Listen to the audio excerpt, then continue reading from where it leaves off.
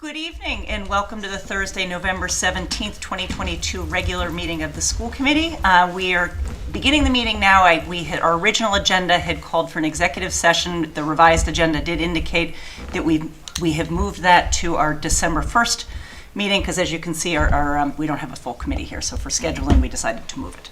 So at this time, I would invite people to join us for the Pledge of Allegiance. I pledge allegiance to the flag of the United States of America, and to the republic for which it stands, one nation, under God, indivisible, with liberty and justice for all. Okay, so the first item we have on our agenda is the public comment, and I'm assuming we have a few people for public comments, so that's great. For those who have not made a public comment before, our policy is we like to give 3 minutes to each person and try to keep it to 15 minutes total. And then when you come up, if you could just state your name and the town that you live in, and then just kind of to explain, we don't, because of open meeting law and because we don't want to engage in any potential violations of it, we don't actually kind of do a back and forth. We don't discuss it now, but we take all your comments in and we consider them. But I always feel a little awkward. I don't want anyone to think I'm being rude if we don't get into a big discussion on it. So with that, I would invite whoever would like to come up first. Welcome. I'll keep time.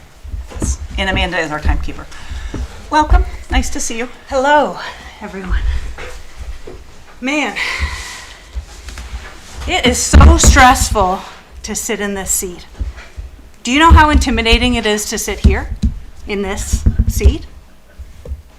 I can't imagine how far a person would have to be pushed to do this if the people on the other side of the table was their employer. The parents here tonight and the parents who have reached out to me and the school committee over this past week were shocked to see last week's public comments from teachers and therapists. Oh, I'm Jennifer Halliday. I'm the CPAC liaison to the administration. CPAC is an advisory council, advisory. I can tell you that Hopkinton CPAC was not informed of even a hint of potential cuts to staffing in the district. We found out when everyone else found out last Tuesday when the documents hit the town website. I find it stunning that the district chose to leave us in the dark about these cuts while in the same breath hyping up these new administrative positions that leading up to this proposal last week. So I've asked and I've yet to receive the data that justify these cuts, but what I can tell you in my week of fact finding, running around with my hair on fire, I reached out to everyone I could find and I would listen to anyone who was willing to speak to me. Staff morale in this district appears to be in the toilet. Teachers have been asked to do more with less for years. Student needs are getting more complex and the number of students needing support is only growing. You can't expect with this massive growth that this district is experiencing that you wouldn't have more kids needing services. Instead of adding, we're cutting. HPS enrollment projections from two separate demographers say that we're going to grow on average an additional 80 students per year for the next 10 years. This is hardly a time to cut. I've seen letters submitted by teachers from both Marathon School and the middle school dated May of this year. Dozens of teachers sign these letters. They report that they have been vocal about their needs and have not been heard. I am here to tell you tonight that CPAC hears you. CPAC is charged with identifying systemic challenges in the district and bringing to the attention of those who can change policy. So there are many issues in these letters and teachers are begging for more resources, not more managers, and certainly not fewer therapists. So back to the data. It's reported that there's data supporting these cuts. I can't imagine the data is a true reflection of how busy these professionals are. As an orthotist, I've spent decades working in physical rehabilitation alongside physiotherapists, occupational therapists, speech therapists. I know firsthand that direct treatment does not reflect the caseload of the therapist. Each patient is unique and complex, and our teachers and our professionals are not factory workers, and our children are not widgets. So I could not look at the schedule of a physiotherapist and know that what their caseload is. I'm not a physical therapist. I have not assessed the people on that person's caseload. Ms. Moran made a great point last week by saying 2 different tests take a completely different amount of time and resources. I trust the professional judgment of these therapists, just as I would expect that my own manager understands that my caseload might look different month to month depending on the types of patients I have coming through the door. The only way to truly understand what a schedule looks like is spend a day with a therapist. So retention of staff. If staff don't feel supported, if they feel they are not trusted to do what they feel is best for their students, trust me, they will leave. People do not leave a job, they leave managers. So we have exceptional teachers, support staff, and therapists. They're spread thin due to population growth and complex needs of the students that they service. So we need to start trusting them to do their job and listen to them when they say they need more support to do the exceptional work that we as parents expect of them. So I know one educator said to me that they are so spent at the end of the day working with our kids that they no longer have anything left for their own children. It doesn't have to be this way. I would encourage anyone who hasn't yet reached out to the school committee to do so, or reach out to me in confidence at cpachopkinton@gmail.com. And as much as the parents that are going to speak now would love to stay for the entire meeting, many of them, like myself, have children that require help with their personal care and have a strict bedtime routine. So when you see a pile of people get up after the public's comments, don't take it as that we're not watching, because we have to multitask and watch the remainder of this meeting on HCAM tomorrow. I wish you all a happy Thanksgiving, and I'll see you in a couple weeks. Thank you. Is there somebody else who would like to come up to make a public comment? Welcome. So hi, I'm super nervous. My name is Christina Medeiros. I do live here in Hopkinton. I have 3 students in 2 of the schools here, and I'm a speech language pathologist in a neighboring district. So when I first heard that the district was proposing cutting therapists, my first thought was this is really short-sighted, and I immediately drafted an email, and I emailed you guys kind of my thoughts about that. So I think the public needs to know, like, Hopkinton is not immune to the shortages that are happening both locally and kind of nationwide for OT, PT, and speech therapists. Then I listened to last week's school committee meeting, and there were so many red flags for me. As far as the topic for therapists go, one of the first things that troubled me was that I heard administrators were looking at therapist schedules and determining what was the least restrictive environment for students to receive therapy. Administrators are not licensed to practice in the fields that they were looking at and making clinical decisions about service delivery. Those decisions about least restrictive environment for adequate growth in these specific fields should be determined by licensed professionals. It's not determined by schedules. It's not determined by administrators. I also kept hearing references for caseload. The number of students served simply does not capture the work that service providers do. It's better to look at a workload model because, as was said, we don't serve a number. We have a lot of different roles and responsibilities, and just looking at a number is not an adequate way to look at our jobs. But regardless of what model you look at, 60 students for one service provider, as I heard, is just too many for students to be serviced in with quality services. And for some, that may be a safety concern. You're going to burn out your PTs, your OTs, and your SLPs that you've left, and they will be looking for other jobs. And they're not going to have a hard time finding one. All they have to do is look 1 or 2 towns over, in towns that are now offering bonuses for hard-to-fill positions and looking for incentives and ways to retain their staff. I can't say this loudly enough. The district should cherish and care for their therapists. They are valuable and in high demand all around you. And who suffers when our therapists aren't valued? It's the students. I want to say this is the worst case scenario that our students would suffer, but it's not. It's happening in my district. There are not enough SLPs in my district. We have hundreds of students that are getting no services currently because there just are no therapists to serve them. There are no contract companies with SLPs. So it's not like a what if. So that was my first concern. And then I listened to the educators that came, and I was really taken aback by listening to teacher after teacher begging for help. They're asking for help for their students, and it really made me sad. Teachers and therapists go to work every day, and they give with a smile even when it hurts themselves. And hearing educators from every level of our school system say, we need help, our kids need help, all I could think was this is the tip of the iceberg. Teachers don't ask for help. Teachers fix problems themselves. Educators in this town are telling us our kids need help. Maybe it's my kid that needs help, maybe it's your kid that needs help, but it really doesn't matter. If that many kids in this town are struggling, and we don't have the staff to support them, all of our kids are struggling. I ask the administration and the school committee to take some time to listen to those who are doing the hard work minute by minute with our children, and not just reconsider cutting positions, but consider adding additional supports that have been clearly requested by our educators. Thank you. Is there anybody else who would like to speak? Okay.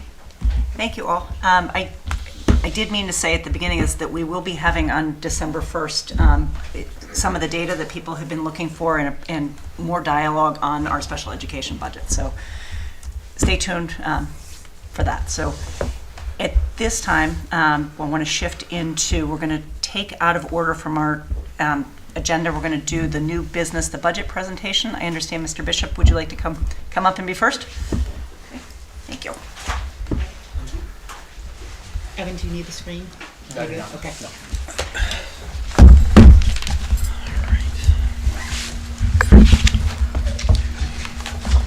Well, good evening, everyone. Thank you so much for having me. It's always a nice opportunity to be able to talk about the high school and the budget process for FY24. Before I dig into some of the particulars around our budget requests, I just want to thank the many folks who are part of helping to develop our budget for this upcoming year. Whether it was the SML group, I meet with each one of them multiple times over the past 2 months to talk a little bit about their different departments and their budget lines, as well as Mr. Palmerville and Ms. Tice, our assistant principals, who are a major part of developing this, our executive secretary, Ms. Sables, as well as central office. I want to thank them for all their help. I think we have proposed a pretty fiscally responsible budget in regards to personnel increases as well as non-payroll line items such as equipment, supplies, co-curricular, and as well as textbooks. As you'll see, between FY23 and FY24, the increase is about 5.6% when you compare budget to budget. And so I thought I'd talk a little bit about some of those increases now and then answer any questions that you have. In terms of overall enrollment, as of our October 1st run of the numbers, our enrollment was around 1236, and looking at projections, we're looking at about 30 more students for next year. So keep in mind that's a big part of the reason why we're looking to add additional staff. So I will start with personnel. We're looking for an increase of 2.2 FTE overall for the projected increased enrollment and making sure to try to keep our class sizes at an appropriate level. And we're also looking for an additional admin assistant help as well. So I'll start with the 2.2 FTE. 1.2 of that we are hoping to distribute across different departments at the high school. So I know many of you have heard me talk about this before. A lot of it depends on the course selection process that happens in March. We'll see where the numbers are high in certain departments, but I can tell you right now courses in BTE, our Business, Technology, and Engineering, as well as Visual Arts and Wellness have some of the highest kind of class sizes right now. So I can, hopefully if we get this staffing, that a lot of it will go towards those departments for next year. The other 1.0 of the 2.2 is an increase position for a media specialist, a 1.0 media specialist in our library, or kind of our learning commons space. We had our NEASC decennial visit, if you recall, last fall. And one of their recommendations and requirements for certification is to have a full-time librarian and or media specialist. Right now, we have a beautiful new space that has been kind of revamped over the last few months, which we're very excited about. I know Robert spends a lot of time in there as well. It's a great space, but we only have a paraprofessional running that right now. And I think with some of the things that we want to be able to do in that space, from day-to-day operations, helping teachers with resources, someone with some strong literacy and digital age literacy background, we think we have someone that could step into that role. And so we're excited for that potential position at the high school. So the 2.2 overall would be 1.2 distributed within some of our class departments, and the 1.0 is in the media specialist position. The third personnel request is to add a 12-month guidance secretary at the high school. So when I started here back in 2006 as a school counselor, we had a 12-month secretary and a 10-month secretary. And over the years that kind of changed, and currently we have 2 10-month guidance secretaries. And there's just a lot of work that happens over the summer. from transcript requests to scheduling requests, transfer students coming in wanting a tour of the building, work permits. It's much more active than some folks might actually think that it is over the summertime. And so a school our size, with the demands within our counseling department, I think it's only appropriate to have a 12-month. So what I'm proposing is a cut of one of the 10-month positions to add a 12-month position. So that is the personnel summary in terms of what we're looking to do at the high school for FY24. If we shift to the expense summary, which incorporates equipment, supplies, textbooks, and other kind of expenditure accounts, overall there's an increase of 3.5% if you compare FY23 to FY24 when you just look at the expense accounts. There are 34 kind of non-payroll accounts in the high school, and 19 of them are going to be level funded or show a decrease compared to FY23. And of the 15 remaining accounts, only 3 will show an increase of 2,500 or more. And so I thought I would talk a little bit about those 3 and then answer any questions that you have. The first is our general supplies account. That we're looking for an increase a little over 2,800, and that's just because a lot of things are more expensive now. Paper, shipping, you name it. It's just we needed to add additional funding into that account because we're trying to draw from it from different accounts right now because things are just more expensive. We also have the 6 new classrooms that we're trying to outfit with supplies. And we're also out of this account, we get our ELA writing folders for portfolio. So there's a lot of things that come out of our general supply account. But generally speaking, it's up because things are just more expensive right now since the last time that we've gone through this process. Another account that's up a little bit is our art supplies account. It's up $6,000.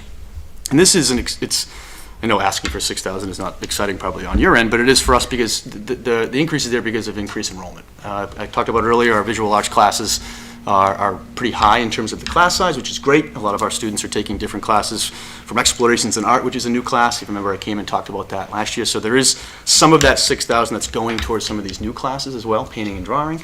But overall, our numbers are really healthy. And some of the materials, whether it be kiln repair, mat boards, darkroom paper, our AP art textbooks, there's a lot of things in there that are just more expensive than they have been in the past. So that's where that increase comes from, but mostly because the class sizes are getting bigger and more kids want to take our visual arts classes, which is wonderful. And then the third account that shows an increase over 2,500 is our new equipment. And these are all kind of one-time purchases. And you'll see here in my report, it's really kind of comprised of our copier lease. We're looking to purchase a new tuba for our music department. 6 new science lab tables. We haven't really updated some of our science lab tables since the building opened, so there's certainly some that need some replacement. And then 6 new bookshelves that are on wheels that we're going to be putting in our new kind of Learning Commons library space. And so that makes up the $12,000 of an increase within that account.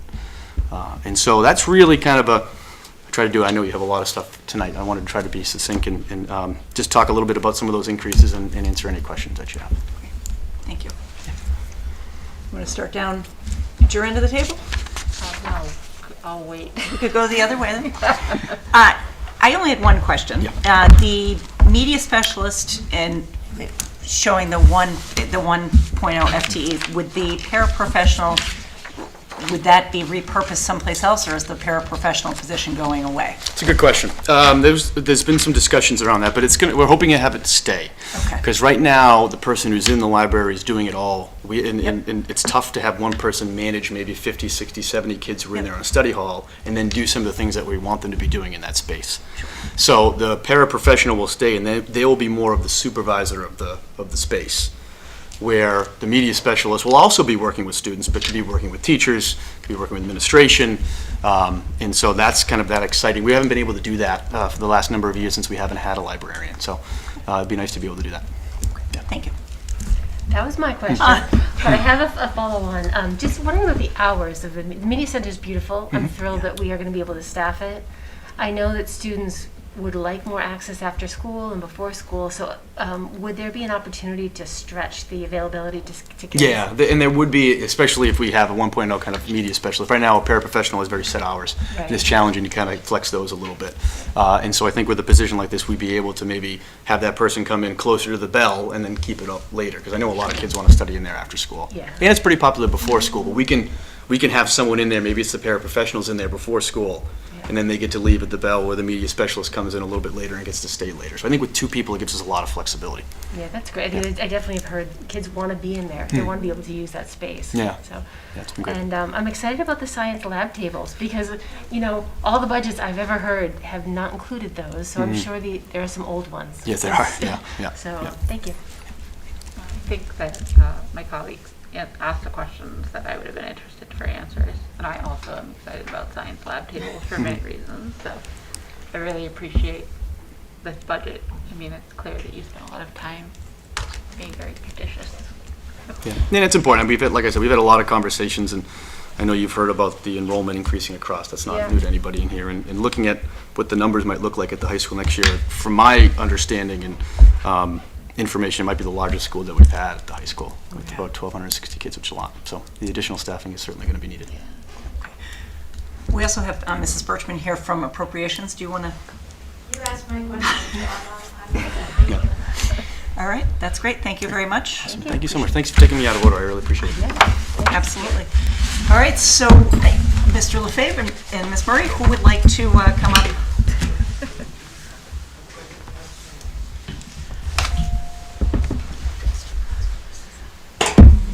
All right, welcome. Thank you. Be back. So I don't. To be a regular here. Is that good? I don't know. Hopefully, so far so good. Let's keep it up. Thanks for having me tonight. Before I share, I just want to say a big thanks to Lou Sanborn, who is our assistant athletic director, also an accountant, which is very handy when the budget comes up in your second month of a new gig. So Lou has been very helpful, as has Susan and Evan and a lot of people. So not a lot to report. I inherited quite a few things. So our budget is about 5.9% higher this year, in large part, as you look through this, in large part because of contracted services, which you may have heard, Keefe Tech closed its pool. And that affected a lot of schools around here, including us. And so $27,500 of the $56,000 increase is for pools. So that is the probably big ticket item here. We've been really lucky to pull together 3 different pools to make our season happen, in the final stages of confirming that. As far as personnel, we're really just looking to add 1 position. As you might know, you approved last year a pilot program for girls golf, which we're really excited about. That included a request for the varsity head coach, but we'd like to add an assistant coach as well to mirror our boys program and our other programs. So that's the 1 personnel ask we have on here.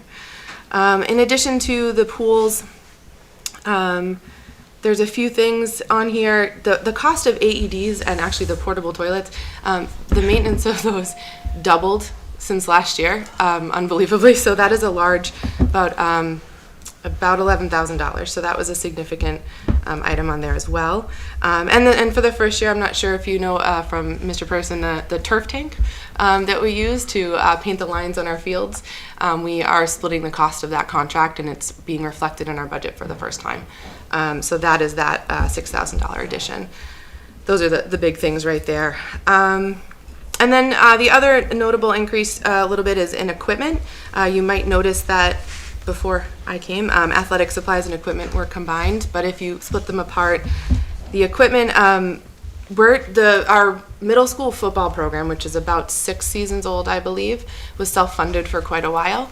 And now we're helping, Coach Sanborn and Coach Webb and I are working to replace some of the hand-me-down sort of equipment that is due for replacement. And we're trying to be efficient and keep safety in mind and be purchasing similar equipment so the programs can kind of share it. As my friend here can probably attest, Robert, our middle school guys, there are a big discrepancy in sizes, but we have players that are just almost as big as our high school kids, so we really can't be ordering, youth equipment or anything. We got to get the safest stuff out there. And so helmets and shoulder pads are due, and those are big ticket items. So I apologize for going kind of quickly. I'm trying to hit on most things. That's about it. There was one other item, our cheer team. So you may not know, but in Massachusetts, cheerleading is an activity with the MSSAA, but the MIAA has started taking on as a sport as well. So it kind of lives in both worlds. We are the only league, the Tri-Valley is the only league where we don't allow tryouts to happen until the fall because we want to treat it like the fall and winter sport it is. every other school gets to have tryouts as an activity in June and send their players to camps and work on tumbling. So our athletes are at a disadvantage when it comes to tumbling. So similar to gymnastics, which we are part of a co-op, so we don't have to fund that so much, but they need the right facilities to learn how to tumble safely. And it came to my attention this year. We have a young and inexperienced team. We had some injuries. We needed them to be able to get some practice time at a safe facility, and so I'm proposing an addition to the budget for 1 day a week for them to practice at a facility where they can learn to tumble safely. And that cost of $5,500 is for 2 seasons, because cheerleading is both a fall and winter sport. So I hope I covered most of the things, but I'm happy to answer any questions. Amanda, you want to go first? Sure, I didn't really have a lot of questions. My first question is, when is the boys varsity soccer? Okay, I should have game? started with an update. I watched So the- sorry. I mean, that's your Robert's update. Maybe I should. Oh yeah, are you covering all that? I mean, I have it. Just want to know when the game is. Okay. Well, I do want to say, our boys soccer's gotten a lot of attention, but we actually have 5 teams still going in the fall. So actually one ended tonight. Our unified basketball had their jamboree at Bellingham, so they wrapped up their season tonight. Our cross-country boys and girls are actually in the state championship on Saturday as well, out at Fort Devens. We're really proud of them. Football is going. See the shirt coming up, going through Thanksgiving, as is our cheer team. And boys soccer will be playing in the state championship Division II at Walpole High School at 5:30 on Saturday. Thank you. So, off topic. But I sat on the soccer sidelines a long time, so I Yes, no, I hope you'll make it out. My only question was, are we having a good turnout for the girls' golf program? So far, we're going to hold we had an interest form that went out last spring that had about 38. However, we expect attrition on that number a little bit. I guess I haven't officially hit the button to hire, but we have a coach, and very excited. So we've been working together quite a bit, already talking about kind of joining the 2 programs in ways that make sense. So we're hopeful. We definitely have our 2 captains who played on our fall team for the past couple of years, so we're excited. Is it a cut sport or no? It will depend on numbers, but probably not the first year as we try to build the program. Great. If all 38 were to come out, that'd be a different conversation. Okay. But yeah, so we're hoping to have a meeting a little sooner than a typical spring sport, because due to the pilot program, we're going to have to split those costs up into athletic fees, and we'd like to predict how many kids we're going to have to divide the big number by and all that. So our coach and I spoke about a February interest meeting as opposed to, or maybe January even. Great. Thank you. Sure. I don't have any questions on this. I think it's another really, very clear.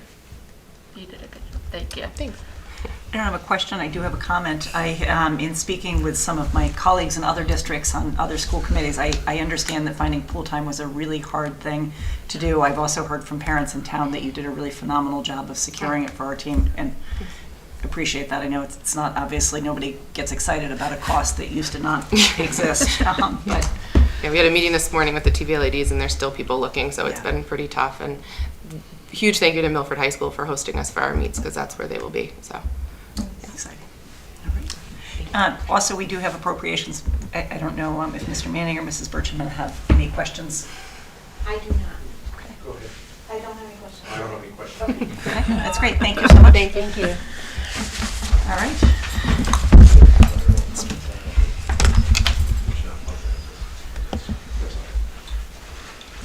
Welcome. Thank you. Thank you.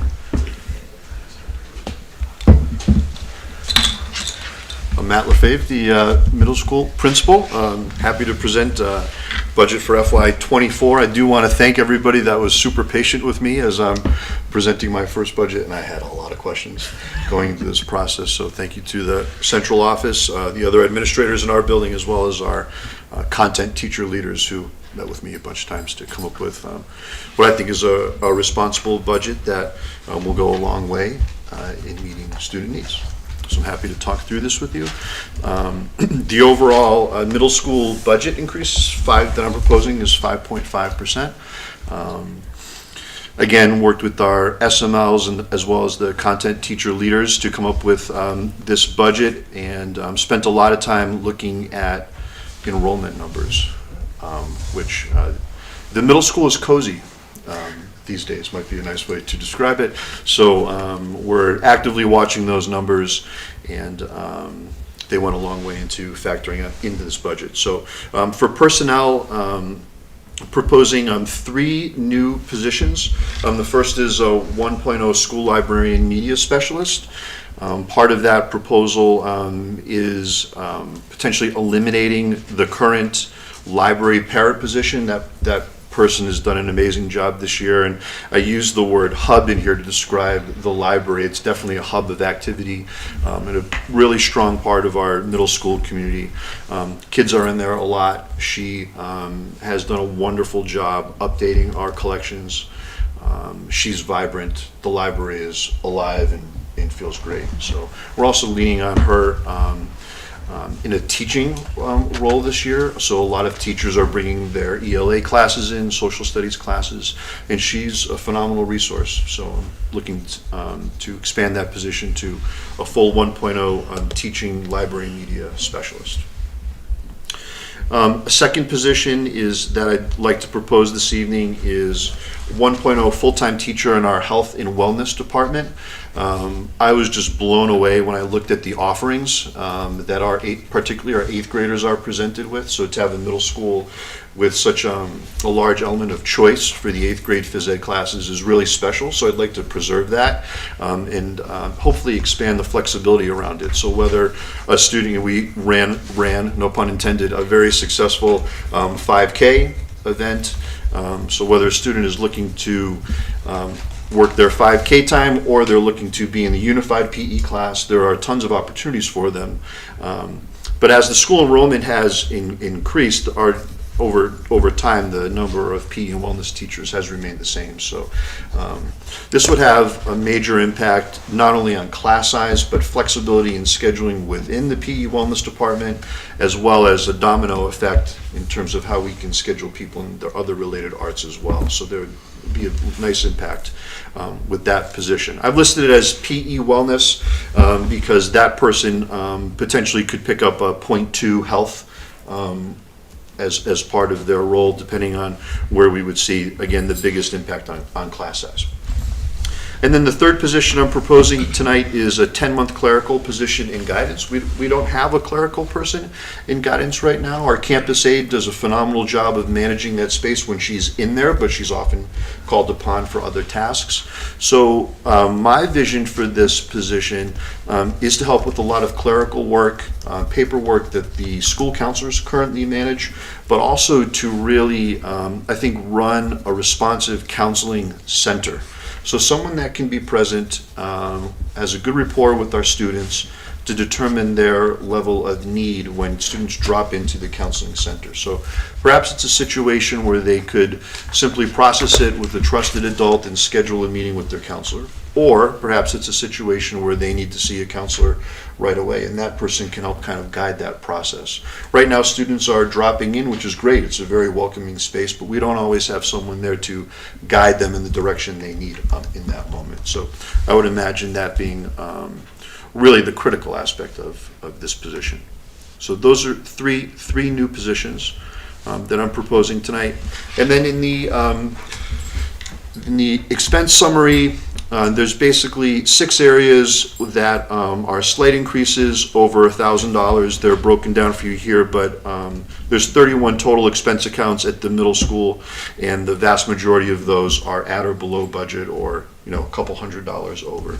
As Mr. Bishop said, we have an increase in general supply, mostly due to the cost of paper. Similarly, our science budget is up a little bit as the cost of supplies has increased, but also the science teachers are planning for increased enrollment. And there's an increase in textbook as some of our materials are moving out of the subscription realm and into print. So that's for that. Had a great conversation with Craig Hay about drama supplies. So this is one of our largest increases. That is not the most inspiring space to work in, and our drama teacher does a phenomenal job with students at all 3 grade levels. So this increase here is mostly to transform that space into, I guess, again, just something that's more creative, a little bit more welcoming, and will suit the purpose that we're now using it for, which is drama. We've had an increase in registration in supplies for VEX, in our VEX program in engineering, so that increase is printed there. And our line item for equipment is up roughly $4,000. We made a great improvement to our art room this year with some really fabulous tables. The space is far more usable than it was before. This reflects purchase of one additional table just because the class sizes are increasing. And in the science room, there was a request last year for new science lab tables, which actually arrived this week. Part of the increase in here is for stools to accompany those tables. And that's my general breakdown of the proposed budget. Holly, do you want to start? Yeah, I had a question about the clerical position for guidance. Are you going to be looking for someone with mental health training? Because if they're for triaging students and providing like that initial, support when kiddos come down that might need help, is that something that you're considering with this particular position? Yeah, it's something that I'm considering. I guess I can just speak from past experience. Yeah. We had wonderful secretaries in the guidance program that I came from that did not have mental health training backgrounds. They just knew the student body very well. So I don't know how much formal training I'm looking for, but that's definitely something that would go into the position listing, because it's, like I said, it's important for this position. So with an eye to that. Yeah, your vision of, I wrote it down, a counseling center. Sounds like a great one for middle school students. So that's why it's interesting. I think the rest of the budget makes a lot of sense, and I appreciate the clarity and all the details. So thank you. Hello. Hi. So I just had a couple quick questions. The VEX supplies, are we doing VEX in classes, or is this for the after-school program, or is it a combination? Combination of both. Okay. Is it one of the related arts rotations? It is. Oh, nice. Yep. Excellent. Okay. And It's part of, it falls under the engineering, so it's part of that. It's a that curriculum. section of that curriculum. Okay, gotcha. And this is just sort of an odd question about paper. Paper keeps coming up across the secondary schools in particular. In my job, I've gone a year and I haven't touched a piece of paper, and we're not even really allowed to print. Like printing is print. So I guess I'm wondering, how do we see any shifts in the schools in the use of paper? Is it? I don't know. I don't know how life in the schools is. Are we? In what ways are we using a lot of paper that we might see shift in the future, or have we thought about that? Yeah, I would say that what I've observed so far at the middle school is they're pretty thoughtful and selective with their use of paper. So what we don't see is like huge packets run all the time, but we do see packets run some of the time when the teacher feels it would be advantageous for, whatever that particular assignment or unit is. So they do quite a bit electronically. So I mean, definitely something to think about. But I would describe it right now. It's a pretty good balance of electronic assignments and paper-based projects. Great, Yeah. thank you. So I have two questions. First is the textbooks, did you say they're coming out of subscriptions into print? I believe that's what this Okay. change is. Okay. Yeah. It's a combination of, there are some Yeah. that are still textbooks, and then there is also a subscription element to that. Okay, Yep. gotcha. That makes sense.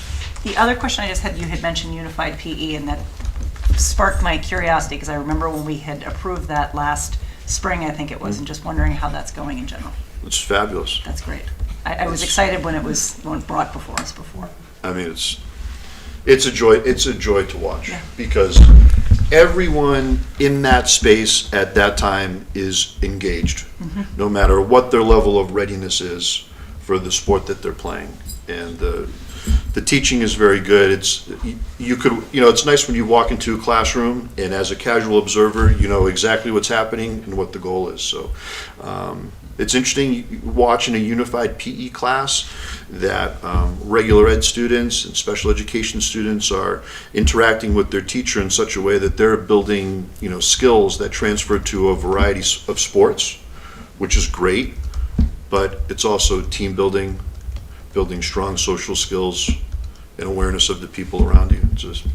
It's a fabulous course. That's great. Thank you. Thank you. So again, back to our partners in appropriations, do you guys have any questions on the middle school budget? Okay. Thank you very much. Appreciate you. all that goes into all Thank of you. the budgets here. And that brings us, I think, to you, Mr. LeBron, Sure the does. curriculum. Good night. Thank you, guys. Thank you. I want you to practice today. Nice job. Good. So before I jump into the budget proposal for the Curriculum and Instruction Department, I want to join Ms. Murray and Ms. Lefebvre in the New Kids Club, and I want to thank everyone who helped with not only learning a budget for a new program and structure, but also the way our school district does budgeting, because every school district does it just a little bit differently. So I want to thank the administrative team, but certainly my colleagues on either side of me who have answered no shortage of questions to help me get to the point of being able to share this with you this evening. So a little bit first on what is it that the priorities when it comes to teaching and learning outside or coming out of the Office of the Assistant Superintendent. So you can see the first one is leadership and oversight for teaching and learning across grades pre-K to 12. In addition to that, the office supports the implementation and ongoing review of all curriculum, instruction, and assessment. And the office also coordinates professional development, again, across our pre-K to grade 12 program.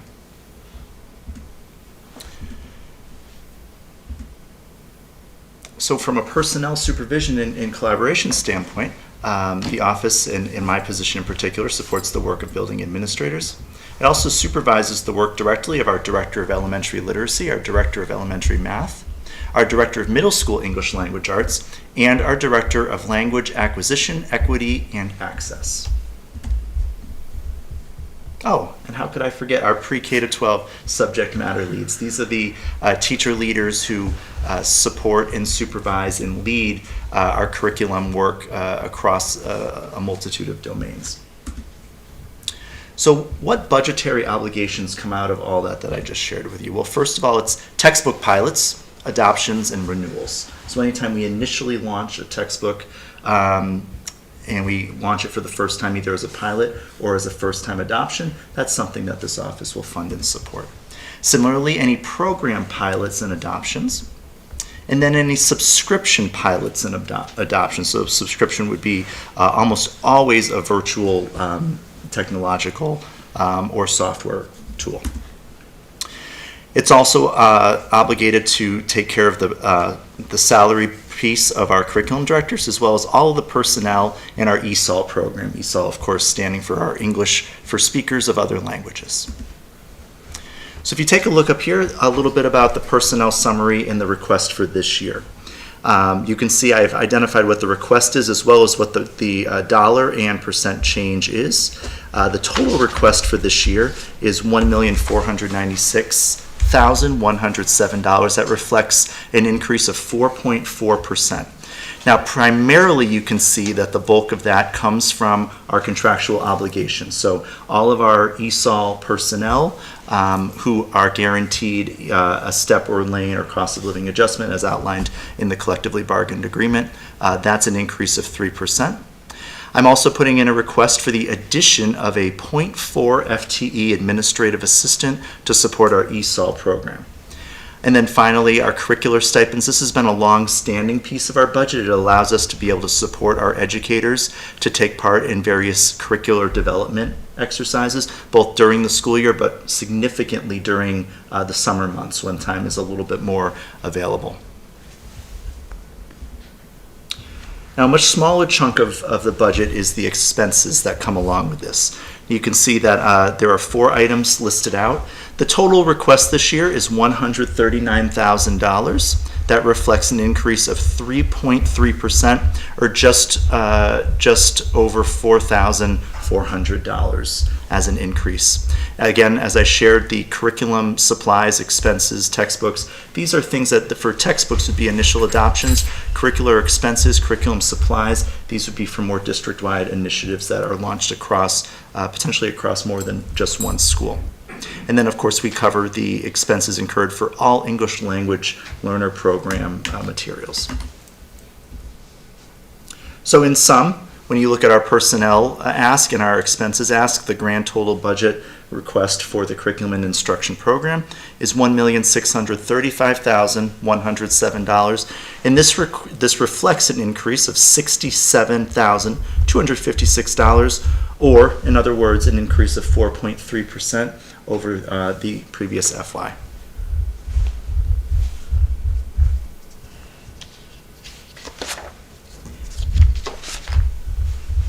Questions? Please. Okay. Anybody have questions that would like to start? You guys, I'm thinking.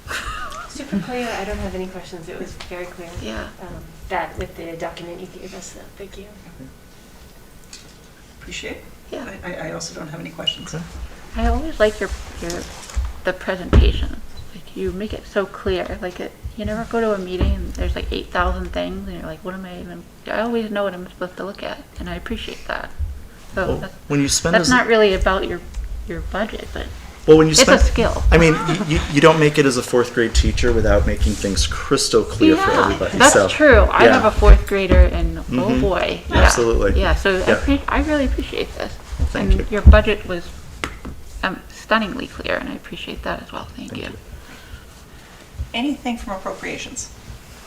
Nope, it was clear to me too. Yeah. It was very clear to me. I'm just curious for context about the ESOL population, and is that increasing? I know it's increased dramatically over the last many years, but I see you're adding clerical staff, but not more instructors at this point. Yeah, we're looking right now at not only our projection, but our current student population, and we feel comfortable that we're going to be able to adequately support them with the staffing level we currently have. So just for context, how many kids are enrolled in this, or are using these services? I'd have to get back to you on exactly the number. I wouldn't want to misquote. Okay. It's more of curiosity Yeah. than anything else. Thank you. Great. Thank you. Thank you. It was great to have all the new people come to give their presentations. Absolutely. So well done to everybody. We're going to circle back to the reports that are earlier, and we'll start with you, Robert. And I do want to highlight again the shirt. Is that an advertisement there? No, kind of. Well, it was cold and I didn't have any long sleeve shirts left, okay. and this one came in today, so I just threw it on. It was a fun week at HHS today, and it continues to be a fun week later in the week. There's a lot planned. It was Spirit Week, and this is when different classes, like class of 2024, 23, etc., they dress up in themes such as business or pajamas or country. And that whole Spirit Week leads up into Pep Rally, which is on Friday, which is a super fun event. The whole high school has only been able to experience it, other than my class, once because of COVID, and then it was outside, so it wasn't that great. We experienced it when we were freshmen, and it was a lot of fun, but it was a long time ago. No one really remembers. And then on Friday, which is tomorrow, all the classes wear their different colors to represent their class, and then they all attend Pep Rally, which is during last period. Going on right now as we speak is the first screening of Honk, which is a play. It will continue to play on Friday and Saturday night, and then Sunday afternoon, and there's more information on the school website if any of you are interested in that. And then girls football is on Friday night, which is another perk of Spirit Week. That's at Friday at 6 o'clock, and it's juniors versus seniors. Admission is $7, and a lot of that money will end up in the class's pocket, which is really awesome. On Saturday, the boys varsity soccer team plays. As you now know, it's at Walpole High School at 5:30 against Oliver Ames. The entire school is extremely excited. There's been a lot of just excitement around the soccer team. I've never been to a game where the soccer games had that many fans at them. But it's really fun, and the whole town is rooting for them, and definitely the whole school, especially my class. Everyone's really excited about it. And then next week leads into the week of Thanksgiving, which is a homework-free weekend. On Thanksgiving morning, the annual Hopkinton versus Ashland football game happens, and this year the game is played at home at 10 a.m., after that week, the Monday after Thanksgiving is the beginning of winter sports season. And that's all. That's great. Thank you.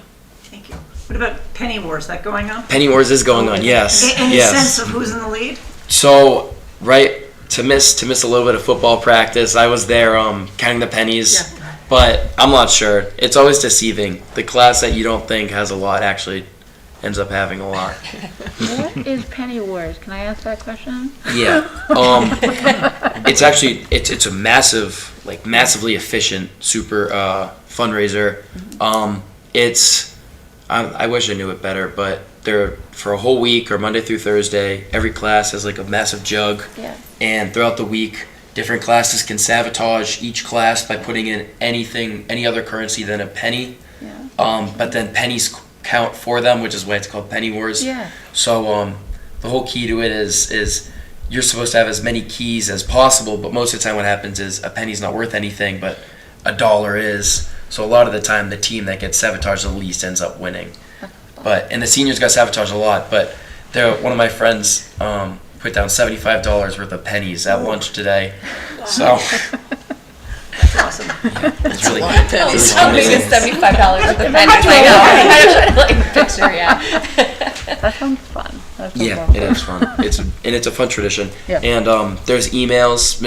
Mr. Collins, he's a student council advisor. He always sends out updates every single day, and they're written super awesome in the whole school. I wish I could pull it up, but it's written very fun, and it's just like a massive game, and the whole school enjoys it. That sounds great. Well, thank you for telling me about it. Any questions? All right, thank you. That then brings us into the superintendent's report. All right, thank you. This is the superintendent's report for Thursday evening, November 17th. I know that those words in those letters are really loud and really demanding, but it is time now for us to pay very close attention to the Elmwood project. I will just say that we had a visioning team meeting last night at the middle school, and it was the third of 3, and so our visioning volunteers, who were absolutely wonderful, got to the end of the meeting, and we said, well, now it's really your role to sort of be ambassadors and kind of go out and share with the community all the things that you've talked about here or learned about here. And in those last 5 minutes, what we were really hearing is that no matter where people are going, whether they're at the public library or the senior center or the grocery store, people really aren't sort of engaged in dialogue about the Elmwood project, and I think we need to start changing that. There's an awful lot going on right now, and important decisions are going to be made for this community between now and February. So if people haven't been all that attentive, they need to start being attentive. So last night, the 2 things that our group did, we did a Dreaming as Architects activity, and what do you want the new school to look like? How would you want it to be laid out? What kinds of adjacencies would be important to you? And then, as I just said, the last part of it was living as ambassadors. What are they going to tell the community about the Elmwood project, and how can these folks go forward and really generate interest and awareness? Next week, on the 22nd of November, here at HCAM Studios, the Elementary School Building Committee 2 is going to have one of its regular meetings, and for people who are interested, that's a great place to garner information, because so many different topics are covered in those meetings that you can't help but learn. So what's going on now? There's a district-wide study, and the district-wide study means that we have to report to the MSBA what all of the square footage is at Marathon and Elmwood and Hopkins, the middle school and the high school, and we have to determine where there are shortcomings and the kinds of things we would like to see in those spaces based on MSBA criteria. So for example, they might say, given that square footage, you would be able to accommodate 10 science, technology, and engineering rooms. And we would have to think about sort of what our high school looks like, and would 10 be good for us? Would 6 be good for us? Are we all set? So that work is really extensive, because you are looking at every one of those physical plans at a really granular level. So that will be covered on the 22nd. There's an educational plan that we have to write, and the educational plan says these are the kinds of things that we're thinking about, whether we're having a 2-3 or a 2-3-4 school. And you'll see in an upcoming slide that document will be coming to the school committee very shortly. We will be discussing construction costs in this market, and as you know, construction costs have never been higher. When we built the Marathon School, we probably built that at half the cost that it would take us to build in Elmwood School. We keep talking about those numbers. We don't have hard and fast numbers for you, but suffice it to say that the cost of the Elmwood School will be significant. We'll be reviewing the table of contents for the preliminary design program, and the PDP is something that has to go off to the MSBA on December 9th. And then we'll be looking at our most refined test fit options yet. As you know, we started out with about 50. I think it was an enormous number of parcels of land, and then we just keep looking at them for all kinds of things like, are there utilities on that? How much access is there to, good roadways? How will the buses have to travel to get there? What's the terrain? Is there wetlands? And all kinds of things, and we just keep whittling that list down. So you'll be able to see the most refined list of test fit options on the 22nd of November. On the 30th of November, there will be another community forum at the high school. They have been sort of sparsely attended, and I know that people are able to watch it on HCAM TV live, and I know that lots of people would prefer to sit at home and watch it because it's far more comfort in your own home. But you'll be seeing some of the survey data and any public feedback that's available to date. That will be out there. We'll be looking again at that system-wide study. We will be talking a lot about grade configuration, and if this is something that people are interested in, whether you're building a 2-3 or a 2-3-4 school, that would be a place for you to come and have your voice heard. We will be hearing in that forum the traffic engineers report. We got a little bit of a taste of it a couple of weeks ago at the elementary school building committee meeting that was here. And so if traffic, especially traffic on Hayden Row or Elm Street in our school areas, there's been an incredible study done, and so there will be lots of data by a person who specializes in that. And once again, we'll be reviewing test fits. On December 1st, there's a school committee meeting right here, and you'll be talking about the educational plan, which should be in your hands shortly, and you'll be discussing grade configurations. I don't know if the public is aware of it, but grade configuration is determined by the school committee. The kind of building and where it goes is determined by the elementary school building too, and that's just the way the authorities are parceled out. On December 6th, there will be an ESBC2 meeting at HCAM Studios, and again, a lot of the things that you've already seen. That will be the last time we look at the PDP before it goes off to the MSBA on the 9th, and the ESBC2 will actually be voting on that night to approve the PDP. So that's why people should be paying attention.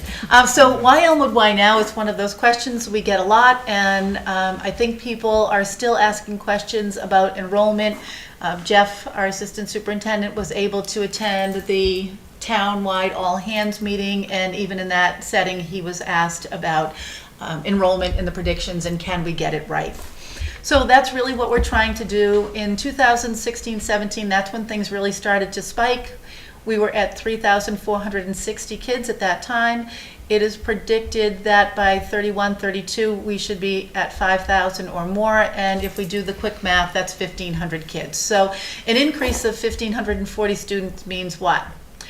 And if you think carefully about that, it means that there is the equivalent enrollment of what was 3 elementary schools back in 16-17.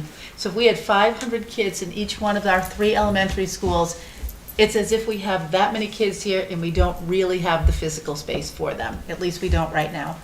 I know people will say, oh gosh, but you've put 4 classrooms on Elmwood, you've put 4 on Hopkins, you put 6 on the high school, you're adding 4 to Marathon. But those additions are for kids who are already here, not the kids who are still coming. And right now we're at about 4,170 students, just so people have a sense of where we are. It means a 45% increase in student enrollment in 15 years. That's huge. It means that Marathon, Elmwood, Hopkins, and the high school will be rendered too small. And it means that the Elmwood and Hopkins projects really need to be completed by 2027. We really need that space by that point in time. All right, so let's talk about each of those buildings just quickly. The Marathon School today has 696 students in it. as of the October 1st Sims report. We are currently adding 4 classrooms, and while I say temporary fix, I do sort of mean temporary because it's going to be helpful to us for the kids who are already here. But the prediction is that Marathon's going to go to 806 students by 2030. And if we are at 806 students, we will be in a place where we need more space. So we'll talk about some of these resolutions, but Marathon is on the list of needs more space. Elmwood today has 629, and whether we replace or we renovate, we are going to need more space. The 2 projected numbers, if you build a 2-3 school, you'd be at 774 students. If you build a 2-3-4 school, you'd be at 1,175 students, which is an enormous elementary school. Hopkins School is at 641. And I know that people keep saying, well, maybe you won't have to do anything if you keep it a 4 or 5 school.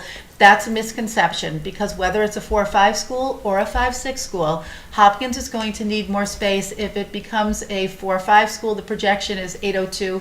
If it becomes a 5-6 school, the projection is 803. Now, again, when you have those projections, our demographer used to say it's like catching smoke. But either way, you can see an incredible increase there of 160 students. At the middle school, 678. Right now, we are housing 678 there. Today, we have 979 students. If we were to reduce that to become a 7-8, you'd be in great shape. You'd only have 795 students where there were once 979. If it's a 6-7-8 school, you are going to go up to about 1,200 kids in that building, and that will be an incredible stretch. But I didn't say needs more space, because if we go with the 2-3-4, you're going to see something that actually might be pretty good. The high school has 1,270 students as of today. I think Mr. Bishop thought that he had 1,240 maybe, but he has more than that, I think, according to the Sims report. And maybe the 18 to 22 gets captured in his as well. But that will definitely need more space, because 1,270 will go to just under 1,500 students. So I might be being a little bit facetious, because it feels like we are the donkey in that picture always chasing the carrot, right? And I'm sure that it does feel that way to people in town who keep saying, but wait, we just paid for 4 classrooms, we just paid for 6 classrooms. You're doing that, you've come to ask us for money for Marathon 3 different times. And we have been doing that. Right? We just keep putting in space to accommodate the kids who are here. But there is a long-range plan, and I will put it out there just in terms of one solution, and it doesn't necessarily mean that this will be the solution that's decided upon by this body or by the ESBC2. But it feels viable, and it feels fiscally responsible. So at Marathon, if we had a separate physical plant for the integrated preschool, and I know we've talked in the capital budget long term about a building for the preschool central office and the 18 to 22 program, that would actually free up 7 classrooms in the Marathon school. An Elmwood school solution, if you build a 2-3-4 school, it is the most cost effective, because you're going to get your 30% reimbursement over 3 grade levels as opposed to 2. And you're going to give students more time in that state-of-the-art facility, and they will be with sort of light grade levels 2, 3, and 4. If Hopkins, and it will require an addition, as you just saw on the previous slide, became a 5-6 school, you'd be able to accommodate the needs of the 200 more students that you would have in those middle grades, but you'd also be able to build a school that was really appropriate for sort of a lower middle school, where teachers now are departmentalized, not generalists like they are in grades 2, 3, and 4, where kids are doing instrumental music, where there could be pretty vibrant related arts and after-school programs. So there's a lot, I think, to be gained with a 5-6 school at Hopkins. I mean, we've talked a lot about the onset of puberty and why a 5-6 versus 7-8 might actually be helpful in terms of kids growing socially and developmentally. And then finally, a solution for the high school is that if you take the 6th grade out of the middle school and you free up 300 spaces that are there now, and you only need to backfill that with 200 spaces, you've got a nice high school solution. And some of the construction around that could be dedicated to really, current programming, things that are state of the art there as well. So I thought I would throw that out there because I want you to know that those are the kinds of things that we are talking about when we are with our visioning team, when we're with the ESBC2. And those aren't the only things, but it feels like this is a really viable solution and a long-term solution, as opposed to the chasing the carrot. I thought I would share just a little bit of joy. I know that Mr. LaFave talked about the middle school 5K race, just a couple of photos from that. It wasn't the most pleasant day weather-wise, but you can see that the kids really enjoyed it. And it's kind of amazing that we can take a group of kids who are interested in it and teach them how to train for a 5K, and they all made it. Awesome. And happy Thanksgiving. Thank you. Oh, I wanted to add something. For accessibility purposes, I always watch the meetings on HCAM because you can put captions on. And for me, I'm like partially deaf. It's incredibly helpful. So I don't know if there's any other people in the community that have hearing issues like I do. It's the only way I know what everybody's saying. Otherwise, I just like make it up in my head, which is incredibly helpful. So, but that's what I wanted to say. But everything you said was excellent, and from reading the captions, I had a lot of that information already. Good. I have one quick question, Dr. Kavanaugh. The slide that had the schoolhouses and it was like the numbers, that one. Yep. The needs more space numbers, are those the 2027 projections or 2030 projections? Those are 2030 MSBA. 2030. Because this slide, to me, sort of speaks volumes. Like, this is what we've got, and this is what we're going to need in about 8 years if things continue to go the way they are. And I think this sort of tells the story in a visual way and in a very succinct way, so that folks at home will be able to understand a little bit better, like, here's the thing.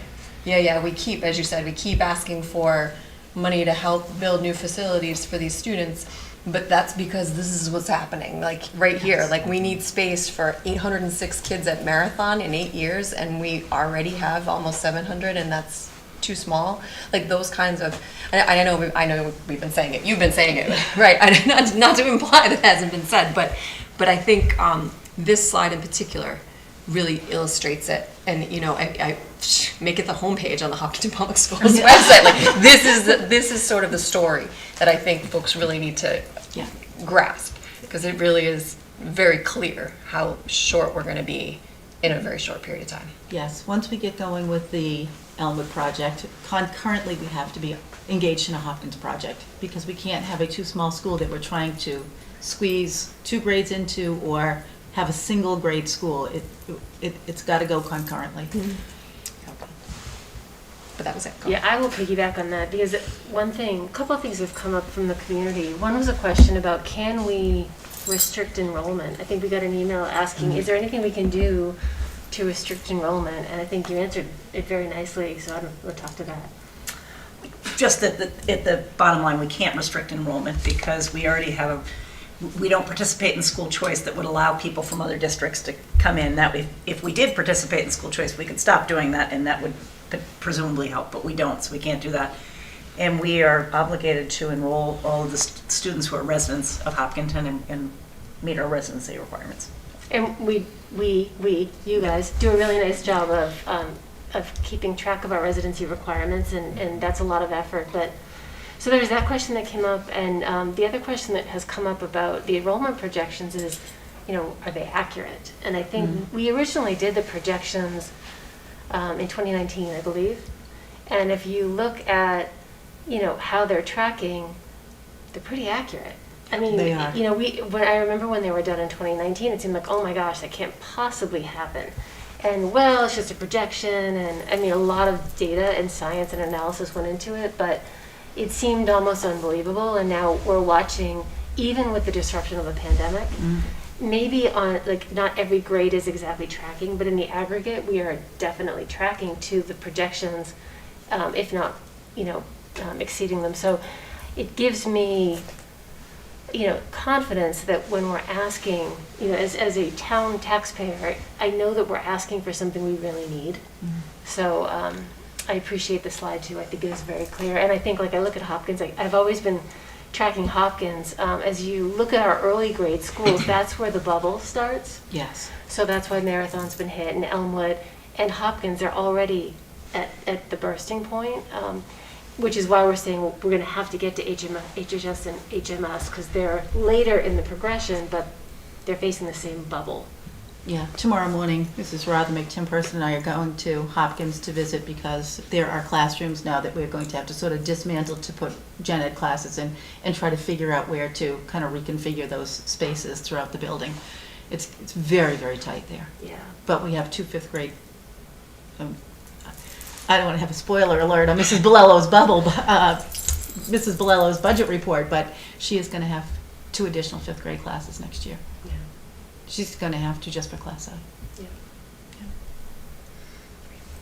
So I also was thinking about this slide as well. Clearly, we're all kind of on the same concern about We like enrollment. schoolhouses. We like the schoolhouses, very good visually. But just also in addition to the fact that we are, in the aggregate, we are meeting or exceeding the MSBA predictions. Dr. Wagman's predictions were even a little bit higher Yes. and more dire. So it is possible that as we move away from, the 2020 and things that drove people to alternative solutions temporarily, that we will see some of the higher numbers come in. And it just, when you look at considering some of the school sizes, you look at the high school and think of 1,500 kids, it's hard to imagine in there safely, let alone with decent class sizes, but the same for all of the other buildings. I cannot imagine, I know you didn't put the highlight on the middle school, but 1,200 kids in that building would be pretty scary.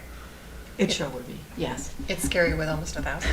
It's a little I've intimidating. I've heard the hallways involve throwing elbows and just putting your head down and like football through the hallways. If you've ever had to go into the middle school when they're changing classes, That's- and you that's go what I through mean, the entrance, yeah. it's like that Yep. the old Frogger game where you have Yeah. to get across. Over, Not get up. rubber. Oh yeah, I've heard some stories about the middle school hallways, yes. All right, thank you. Yes. So that brings us into my school committee chair report, not super long, but we did, as you indicated, we did receive a few emails. Some were about the special education budget, and we did as well receive one about the enrollment. I am really encouraged that we have people tuning in that are paying attention to our budget and that, reaching out and finding ways to have their voices heard. So that's always a good thing. In terms of the warrants, warrant 23-021 was approved, and a copy of the warrant is in the packet. So, and then just also, I had a budget advisory meeting today, so that's, ongoing with our town partners.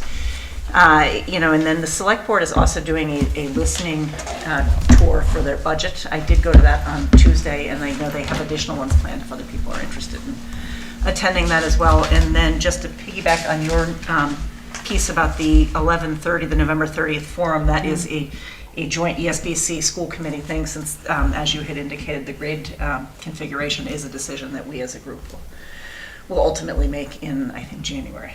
So that is all I have for that. Do people have liaison reports? I know it hasn't been super long since we met, so, and once we get into past Thanksgiving week, next week, we'll have sort of a marathon of additional meetings, so. All right, that moves us into old business A, which is policy JH, which is student attendance. Okay. So last Friday, the policy working group met very early in the morning to go back and take another look at the attendance policy. One of the things that we talked about last time was in an effort really to sort of destigmatize mental health, to kind of make it clear that physical and mental health are both reasons to be outside of school. And during that meeting, we did access the law, and we thought that was the most sensible language for us to use. So if you are looking at the revised policy, you can see at the end of that first paragraph, we have added, however, the law is clear that such attendance shall not be required of a child whose physical or mental condition is such as to render attendance inexpedient or impracticable. And we thought that really sort of captured what we were saying in the meeting last time.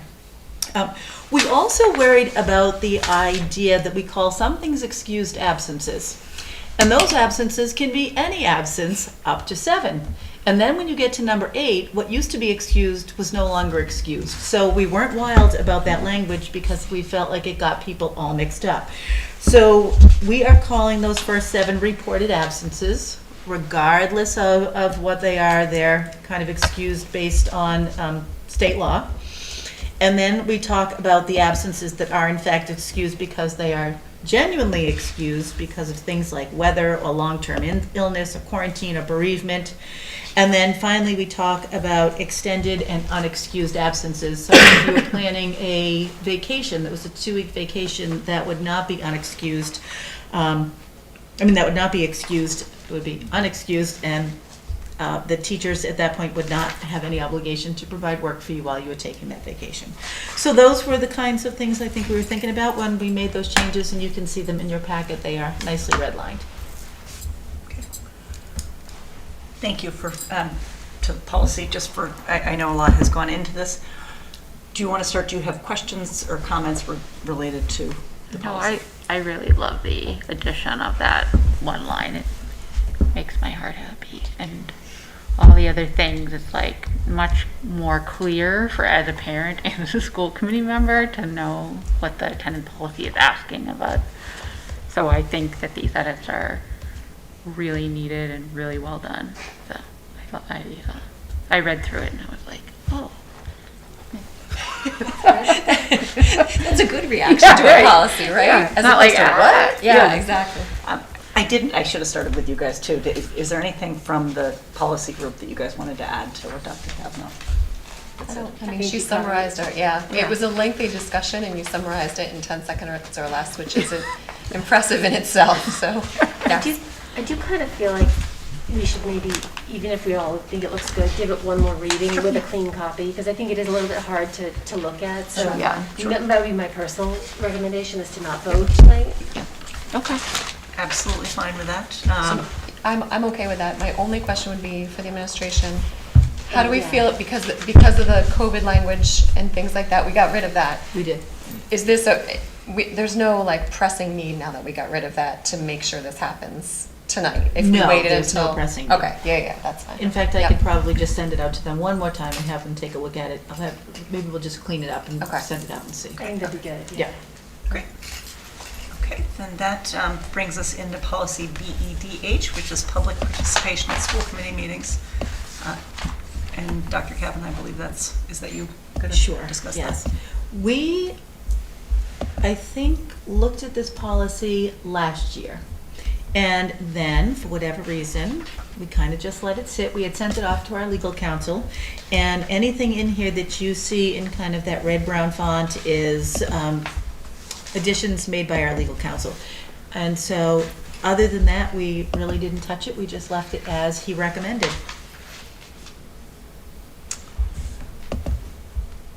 Anything policy group wants to add to that? Any questions? Okay. Did we receive any feedback?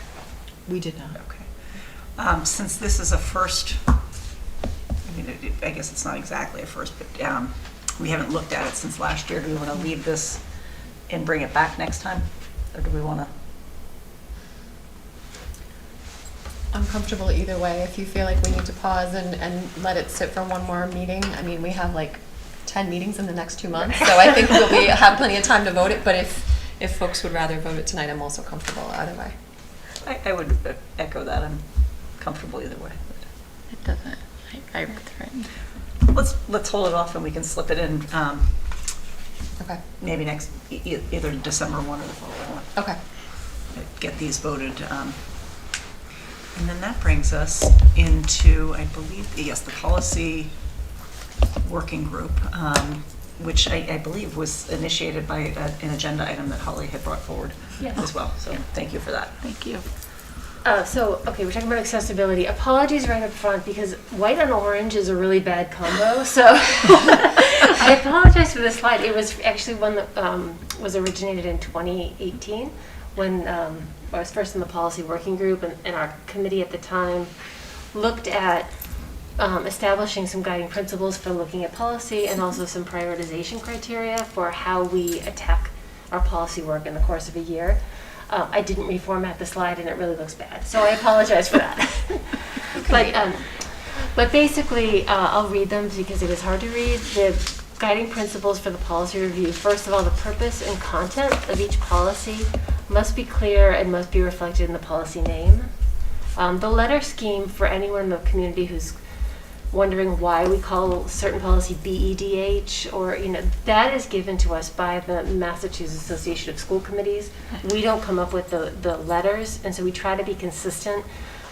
We could probably all think of better letters that would more reflect the title, but we try to be clear in the name of the policy, even if the letters are cryptic. So, second one was policy should not be written with hard-coded information, like a specific name of the person who's responsible for doing something, or that is a specific fee, value, or anything like that that would be like that would over time become inaccurate. The third, school committee policy and procedures website should include all policies and related procedures and forms with a standard numbering scheme. And over the last several years, Georgette has worked really, really hard to make sure that all of the forms and related procedures that the community needs to know about are linked and connected in our policy manual. It's an ongoing effort, and she's actually highlighted some things for us tonight. So, but that is a guideline. Policy should reflect core values of the district. Number 5, the official source copy of all policies will be identified and secured. This might seem silly, but actually we do have the official document. If there's ever a question, Georgette keeps that. So just for the community to know, if there's ever a discrepancy, the one that Georgette has is official. There shouldn't be a discrepancy, but just so people know. And number 6, the policy should consider a mechanism for understanding and periodically reviewing the effectiveness of the policy. So trying to figure out, I think we talked about this with educational equity, and when we talked about that policy a whole lot and tried to take out things that just weren't measurable or things that we couldn't evaluate. So those were sort of the guiding principles around policy in general. So then this was just a priority order, so we have this entire policy manual. We only have so much time in a year. So how do we go about figuring out what to do first? Number 1 priority is if a policy is violating current Mass General Law or recommended best practice, Mass law will always hold. Our policy can never, it can be written incorrectly, but it can't cause Mass General Law to not be enforced, of course. But if there's any conflict there or we're conflicting with best practice, that should be a top priority. As policies sometimes date over time, they may no longer reflect current practice in the district, so that's the second priority. If we're out of sync with what's actually happening or what needs to happen, then it should be changed. The third priority is if a policy is deemed operationally insufficient by the superintendent or the community, like we need something more to support the work of the district, then it comes forward. Number 4, if it doesn't accurately reflect our current values or the priorities of the community, it should be reviewed. Number 5, the absence of a policy, if it leaves the school committee or the district exposed to future issues and we need some more clarity for the community, then it should be addressed. Number 6, the policy contains outdated information but is generally accurate and we should make clerical changes ASAP. Sometimes those don't even have to come before the committee. If it's like a truly clerical error, Georgette will fix that. And then last, a policy or change that would add clarity or completeness, but it's not really absolutely required. Something like our educational equity policy, wasn't actually, I guess, required, but it was important to us that came forward, and that would be sort of in that category. So any questions about that? Or suggestions? Because just because the 2018 committee approved this doesn't mean that we all still agree, so. I like the review of this. I do remember when you did this originally. And while orange may not be ideal, I will say I'm the one who most often has trouble reading the slides. I can read it perfectly. Okay, so. thank you. The font is good or something. I should know better. No, great, makes sense, and it clarifies the process that we use to choose policy, and yeah, I like it. Thank you. So Georgette had gone through our entire policy manual and evaluated it against the Massachusetts Association of School Committees reference manual and their policy updates. And I can't even imagine how much time that took her, but she identified inconsistencies and things that we should look at, and shared them in a document, which I believe is in the packet. I went through and did a quick application of our category scheme to her, what she identified. And so anything that that hasn't been looked at and that MASC has updated since the last time we looked at it. Like the second one here, you can see it's a policy about the approval of handbooks. MASC updated it in 2022. We last looked at it in 1995. So just by virtue of being out of date, I put them as a 1 because I think we should at least give them a cursory look and make sure that we're not in trouble. We might not have to address them all, but if it's out of date and we haven't looked at it in a while, I gave it a 1 and kind of went through the list. We don't have to go through them all now, but the policy working group will look at these and kind of go through them. Again, the ones, they're not all, I don't think, huge things, but just to make sure that we haven't looked at things in a while, that our policy is reflecting best practice with MASC. Yes, and thanks to Georgette for kind of going through all of those and just finding Oh, places where Oh, my things weren't goodness. cross-referenced or hadn't been seen in a long time, or MASC updated something, or, so, it's good work, She did amazing work. yeah. So I think it's nice for the community to be able to see how all of this works, too. Yeah. I just want to say, because both of you have mentioned Georgette, and I know not everybody in the community may know all that Georgette does, but really the amount of support that she gives, not just your office, but also the committee, none of our packet stuff would look the way they do without her. And her, I know she has to watch all the meetings because she takes our minutes and whatnot, but this is just knowing how many policies we have, I'm sure was very time consuming. So extra thank you to Georgette. Yeah, she is a rock star for sure. Yeah. Yeah. That's it.